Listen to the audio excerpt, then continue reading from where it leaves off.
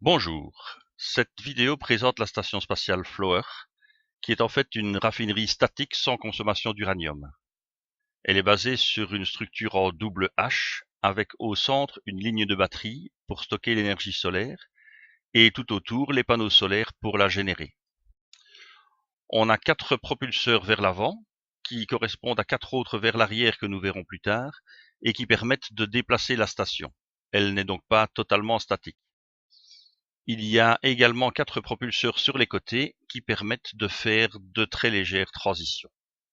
En rentrant dans l'habitacle, on voit qu'il est simple de centrer la station sur le Soleil, simplement en la pilotant et en alignant le curseur sur le Soleil.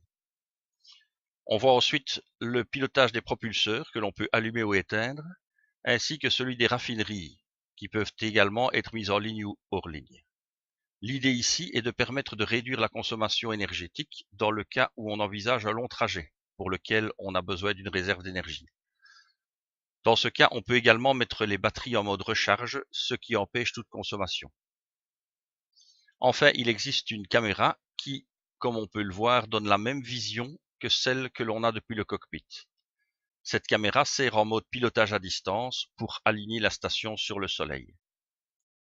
Juste sous les panneaux solaires, nous trouvons une couche de 12 raffineries qui utilisent chacune 4 modules d'efficacité de manière à atteindre 200%. Grâce à cela, nous obtenons plus de LEGO pour chaque minerai fourni.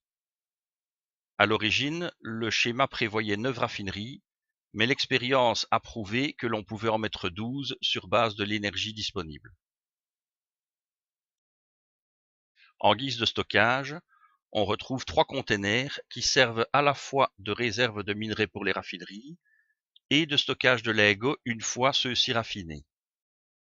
On voit également les 4 propulseurs correspondant aux 4 propulseurs à l'avant de la station.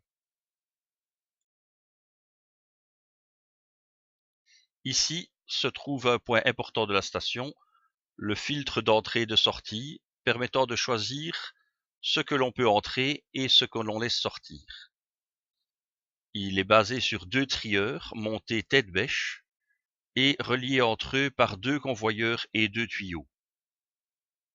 On voit ici que tout peut entrer, mais on va voir également dans le filtre de sortie que la seule chose autorisée à sortir de la station sont des LEGO. Évidemment, ceci est le réglage pour un fonctionnement normal, mais il est possible exceptionnellement de modifier le filtre si l'on veut sortir d'autres choses de la station. Un dernier point est l'automatisation.